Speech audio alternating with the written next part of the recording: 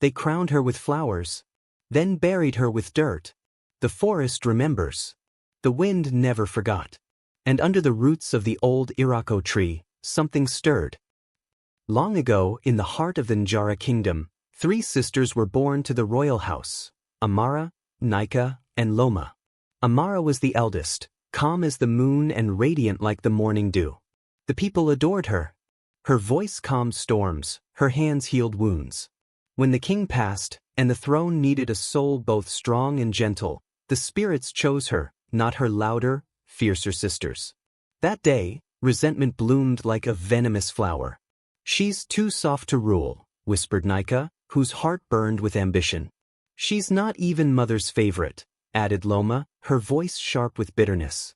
But the kingdom cheered, drums echoing like thunder across the hills. Amara, draped in white and gold, ascended the throne with humble grace. Her sisters smiled beside her, their teeth like knives behind their lips. In secret they plotted. Night after night, they poured their envy into a calabash of curses, guided by an old priestess known only as Maroku, whose tongue carried forbidden chants from before the village had a name. "Blood binds," Maroku rasped, her one eye clouded. "But betrayal severs. You want her gone? Then bury her beneath the living. Bury her under breath and bark." Nika and Loma hesitated. "She is our sister," Loma murmured. "She is your obstacle," Maroku hissed. "And what stands in your way must be swallowed by the earth." So they invited Amara on a journey, a pilgrimage to honor father's spirit, they claimed. 3 sisters walked into the sacred forest, veiled in tradition and silence. Birds hushed their song. The trees leaned in close. By a clearing under the ancient Irako, where spirits were said to dance at dusk, the trap was set. "We gather flowers for the offering," Nika smiled, handing Amara a crown of blossoms laced with sleeping root. One sniff, one breath, and Amara collapsed like a falling petal. They dug with bare hands. Not too deep. They wanted the forest to hear her cries. The earth was cool. Alive. As they lowered her in, Loma's hands trembled. But Nika forced the final handfuls of soil over Amara's face, muttering prayers meant to sound like goodbyes. "We're sorry, sister," Loma whispered. "We are free," Nika said. They left a ring of petals on the disturbed earth and walked away, leaving silence behind. But the forest did not forget. And neither did Amara. 3 nights passed. The kingdom wept. Its queen had vanished. Nika stepped forward to lead, in mourning, her robes deep crimson, her voice thick with false grief. Loma stayed silent, haunted by dirt under her nails and Amara's final gasp. But on the 4th night, the birds returned only to die mid-song. Crops wilted. Children cried in their sleep, whispering of a woman with flower-crowned hair and hollow eyes watching from the trees. By the 7th night, the Irako tree bled. Nika laughed it off. Old superstitions. Trees sap. Children dream. But Loma felt her skin crawl. Because every morning, her shoes were filled with grave soil. And every mirror she looked into showed 3 sisters, when only 2 remained. Then, on the 9th night, thunder cracked across a starless sky. The village fires refused to light. From the edge of the forest, drums echoed, slow and deep. Funeral drums. But no one had died. Not yet. The villagers stayed locked in their huts. Nika stood at her window, defiant. "Let her come," she spat. "If she lives, let her show herself." And the wind whispered back, "She will." Outside, beneath the Irako tree, something moved. Hands. Pale, trembling. Clawing upward from the earth.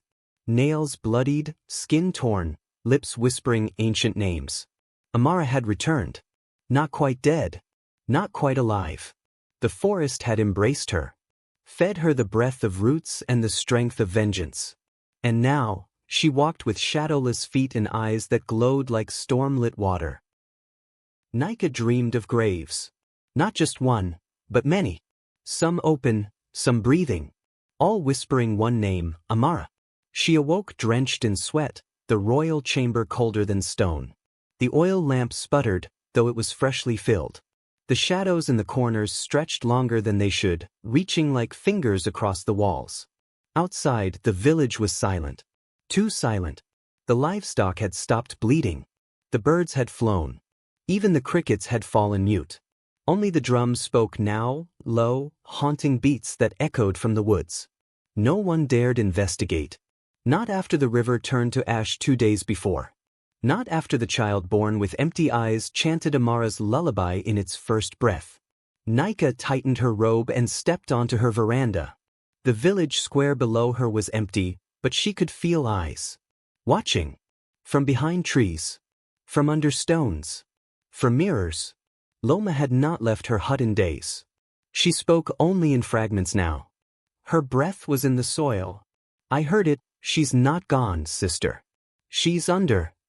Nika had slapped her the day before, shouting, "Dead queens don't crawl back." But she wasn't sure anymore. That evening, a strange woman entered the village. Cloaked in white, barefoot, her skin caked in dried earth, eyes glowing dim like coals beneath a stream. Her shadow did not exist. Where she walked, the ground pulsed. No one dared stop her. No guard stepped forward.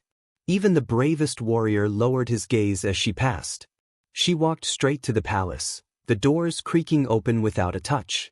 Nika rose from her throne, her voice trembling despite herself. Who are you?" The woman tilted her head slowly. The petals in her hair were the same that had been buried above Amara's grave. The same ones Nika had laced with poison. "You know my name," she whispered. Her voice sounded like wind through bones. Nika gasped. "No, you're not her.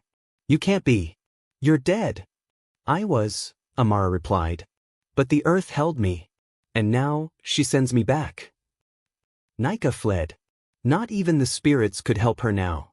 She ran down the palace corridor, breath ragged, until she found Loma curled near a burning incense pot, muttering the names of dead gods. Loma's eyes widened as Amara glided into the room behind them. "I didn't want to," Loma cried. "It was Nika. She forced me. I even left you a gap to breathe. I left you there." But Amara simply stared, her face unreadable. Her presence bent the candle flames sideways. The walls seemed to throb. "Then you shall breathe with me," Amara said. And the floor beneath Loma cracked like an old egg, revealing dark, root-wrapped earth. With a scream, Loma fell, down into the pit, where whispering tendrils waited to hush her forever. Nika didn't stay to look. She fled into the village. "Help me," she shouted. "It's her, it's the ghost. The queen has returned." But no one opened their doors. Even her loyal guard pretended not to hear. One muttered a prayer and fled into the bush. Only the old woman, Maroku, stood waiting by the well. She shook her head slowly. "You dug her grave too shallow," the witch said. "Now you must lie in one deeper." "Undo this," Nika begged. "Reverse it. There must be a way." Maroku spat into the fire beside her. "Some spirits are not meant to be summoned. You buried a queen. The earth crowned her again."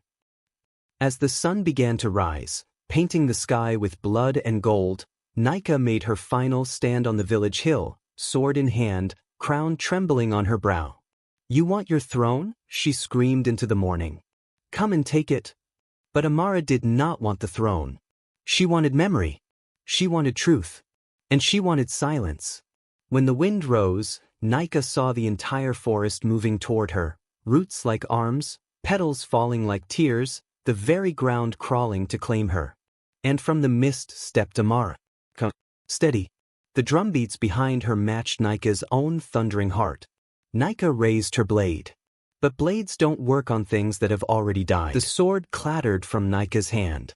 She had never felt cold like this, not from wind or fear, but from something that crawled inside the bones, a silence older than sound.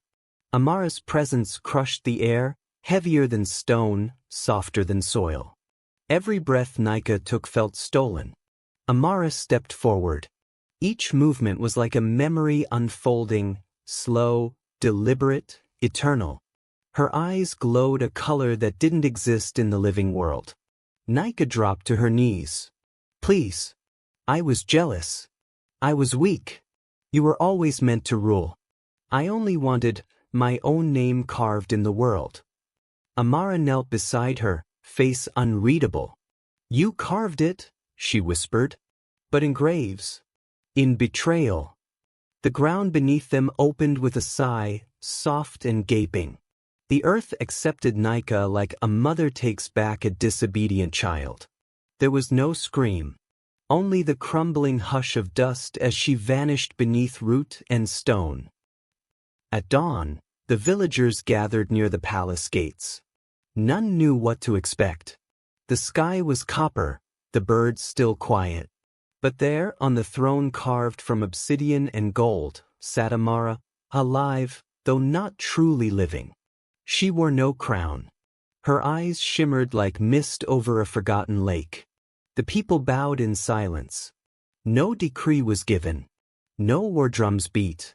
But crops that had died began to bloom. The sick began to heal. And the earth itself grew still, watching. That night, Maroku, the village which told the children the truth. That was no ghost, she whispered by the fire. That was the earth's answer to a broken bond. The queen was buried alive, but her soul did not rot. It rooted. It listened. And now she sits, not to rule the living, but to remind them. The children asked, remind them of what? Maroku only smiled her toothless smile. That even in the quietest soil, voices remember. And when the forgotten awaken, they do not return as they were. They return changed. In the palace, Amara walked alone.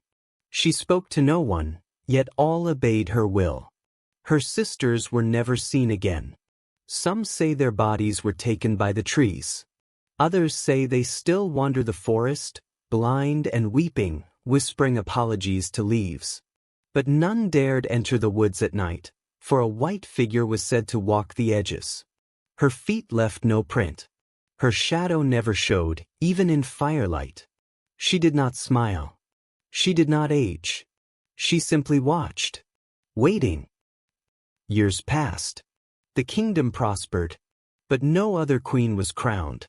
The throne remained cold, untouched but for Amara's silent vigil.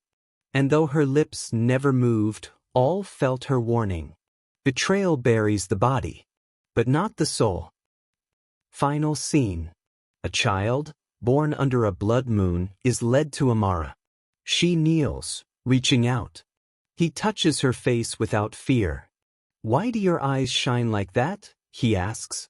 Amara leans close. Because I remember. The boy tilts his head. Remember what? She pauses, her voice like wind rustling bone. How it feels to die. How it feels to wake. And what silence sounds like. Underneath the earth. If this story sent chills down your spine, don't forget to like the video, share it with someone who dares to listen, and subscribe for more haunting African tales that live beyond the grave. Tap the bell, so you're the first to hear the next shadow rise from legend. Until then, beware the silence beneath your feet.